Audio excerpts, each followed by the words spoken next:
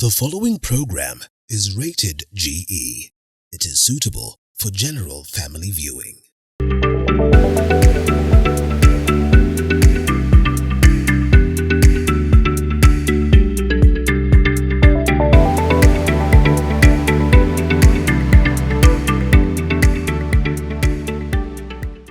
Thank you and welcome to another episode of The Realtor. My name is Robert Dongo, and today, guess what? I've got a guest who I believe most of you, and especially the young generation, you've been only wishing to becoming, or rather to become, sorry. And when you talk about a realtor or a person investing in real estate, what comes in your mind is what is involved, and especially when it comes to capital investment.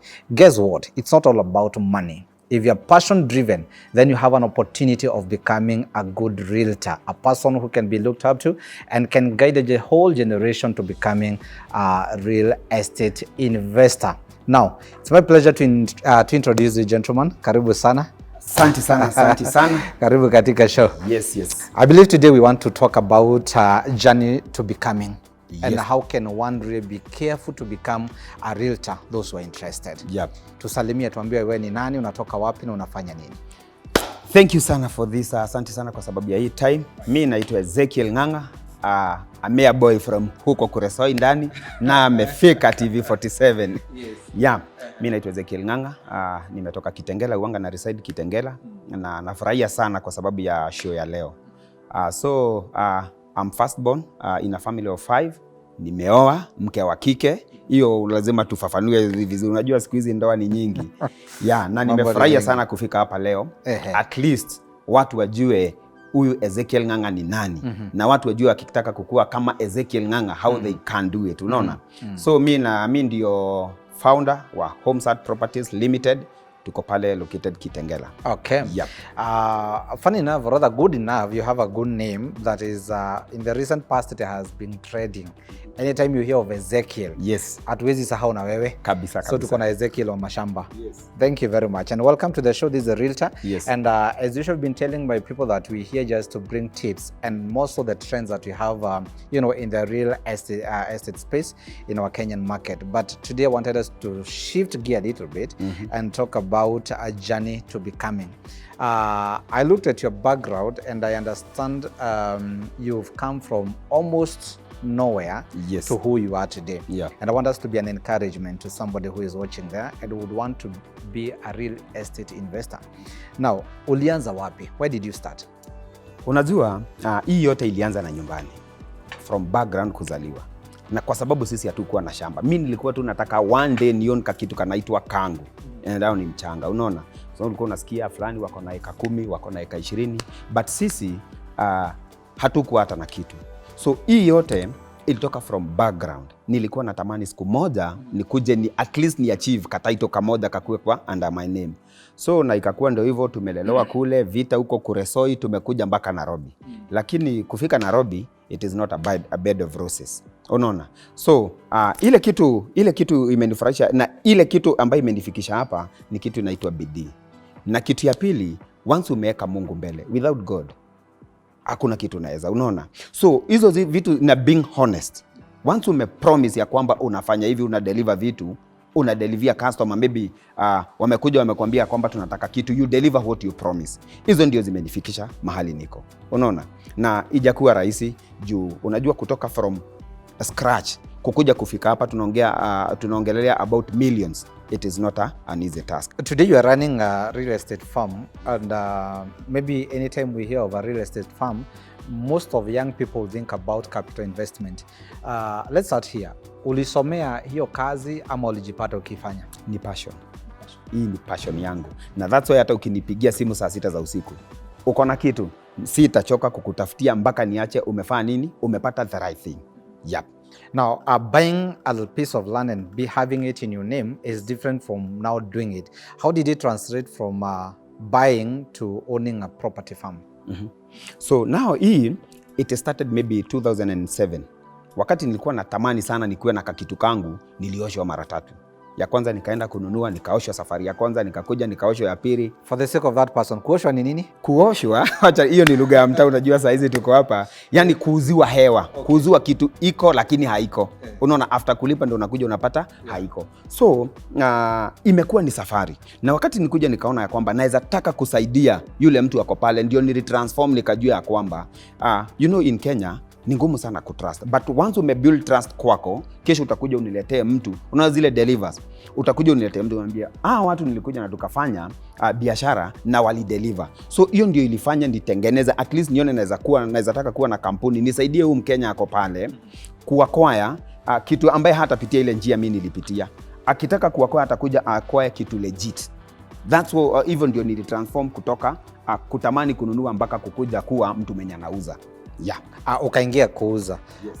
How much did you invest? Not necessarily in terms of money, but bringing it and putting it together. How much did it cost in terms of time, in terms of engagement, in terms of all that package?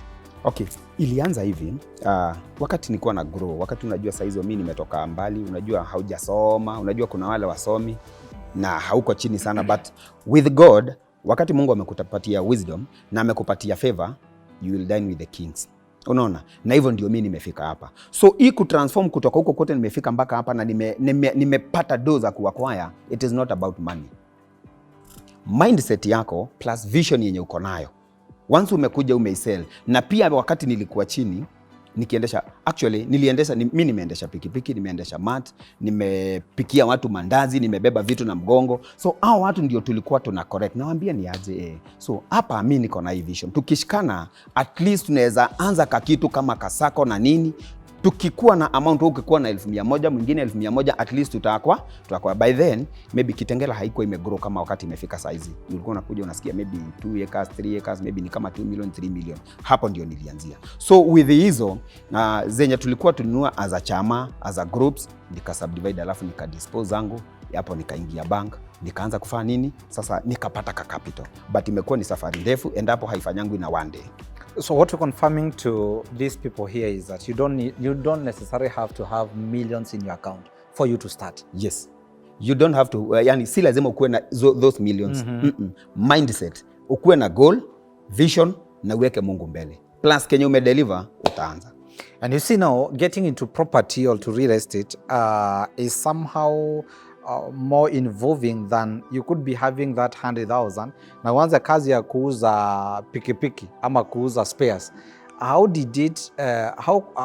was it that wakati ulihisi ndani yako kuna kitu ya kufanya mashamba na sio kitu ingine rahisi na ingekupatia faida ya haraka? Unajua kitu nitakwambia, kwanza nirudi nyuma kidogo. Hii si kitu ati nilikuwa najua ya kwamba sasa nimeanza kazi ya kuuza mashamba. But ni kidogo unakuja unapata umeambilia mtu niko na hii. Anakuuliza unaona hiyo, nakuja unaniambia nataka kitu na ninakuconnect. Nikakuja nikaona hapa kuna pesa. Na pia hapa hii ni kama ndio line yangu. So nikaenda nimeingia. Okay. Wow.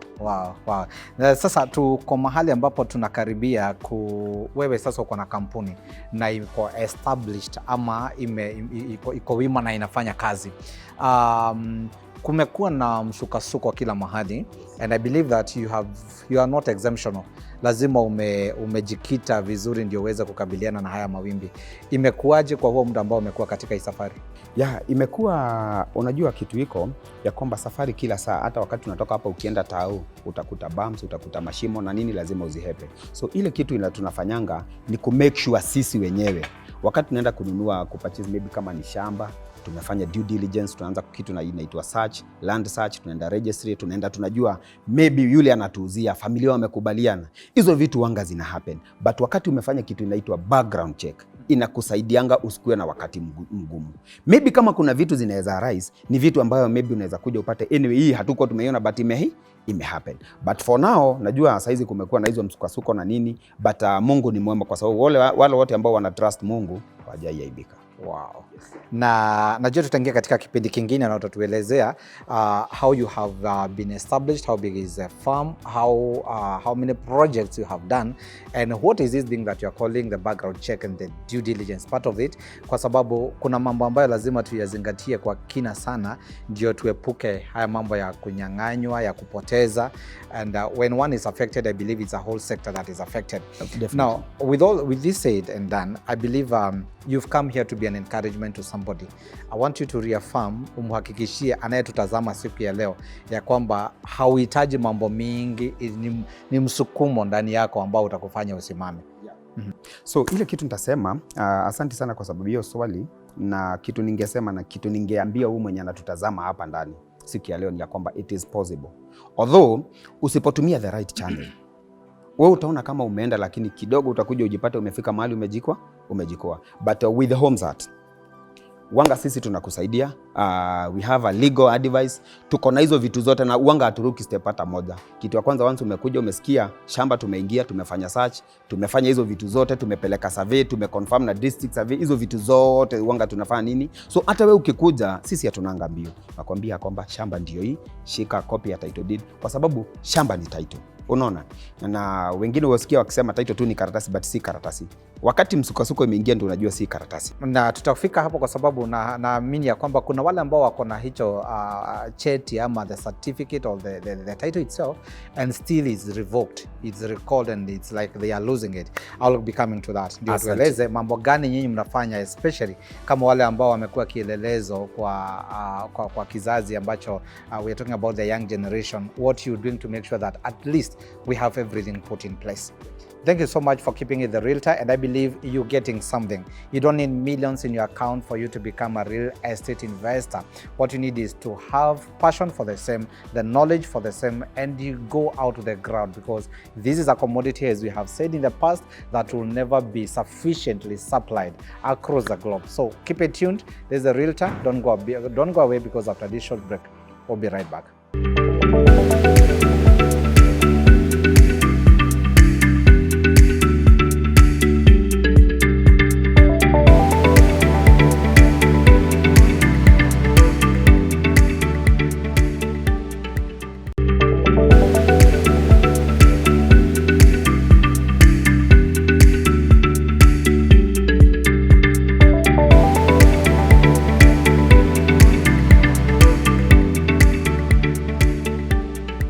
Welcome back. This is a Realtor, and I believe you have your questions and you have your ambitions at the same time. What you do is, he is here, our guest, and he is trying to guide us on how you can start your business in real estate without really hustling much or accumulating much in terms of capital. You don't need much of capital investment. What you need is your passion plus the knowledge that is required for you to run such a business. Welcome so much, sir, and asante sana kwa kutupeleka kwa hicho kipindi. Now, tunaporejea nataka utuambie kwamba kama utujibu, kuna watu wako pale na msukumo wao huenda ikawa sio haswa starting such a business, or rather doing real estate as a business. They have been doing it in brokerage, and this is a question that has really dominated on our social media handle, that I am a broker, call it. I am a middleman. How can I graduate from being a broker to owning a farm that can have an establishment? Kitu ya kwanza, asante sana kwa hiyo swali, kwa sababu hata mimi nilianza ni kuwa broker, but hizi vitu zote, hata wewe vile ulivana ukatoka kwa nyumba, it is mindset.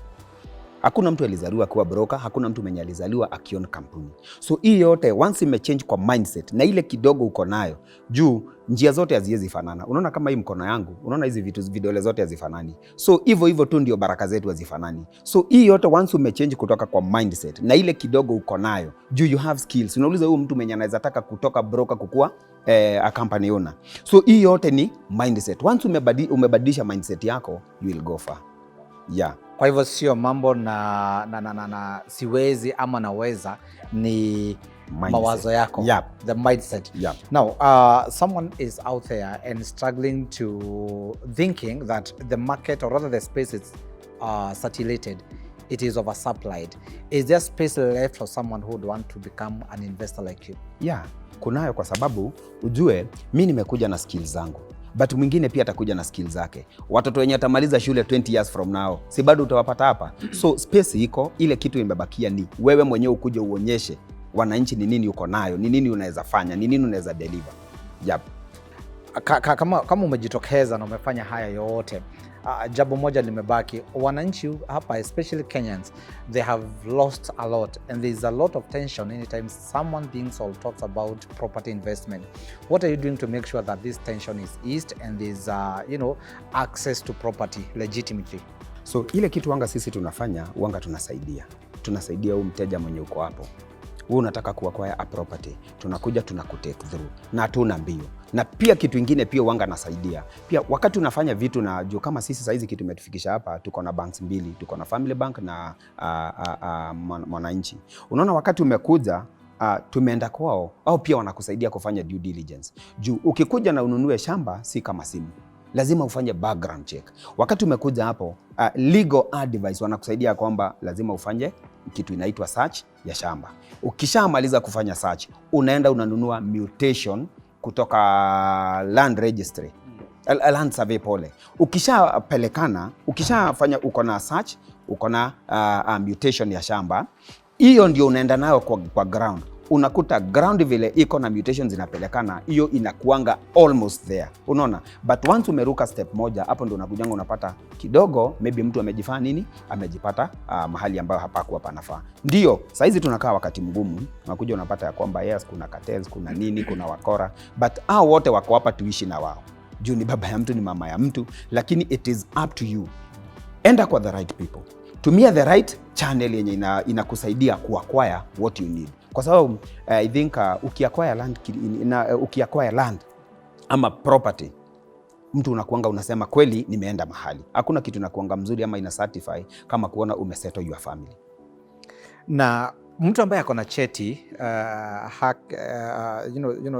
the certificate or the title itself, na umefika wakati ambao ameambiwa your title deed is okay, it's not fake but it is not yours, you don't own that property.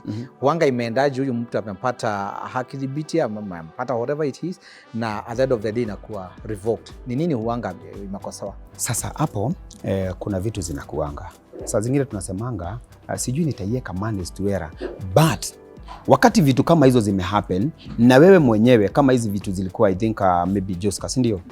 Hii kitu kama hiyo imeapia, kuna vitu wanga zina happen. Unarudi background, ulifanya search ya, ulikuwa na title ndio hii. So wakati vitu kama hizo zimehappen, pesa zako zitapotelea. Ni kama hivi vitu unasikia maybe gava imeingilia na nini, na tunauliza, na pia kuna association. Sisi tuko under association inajiita RESA.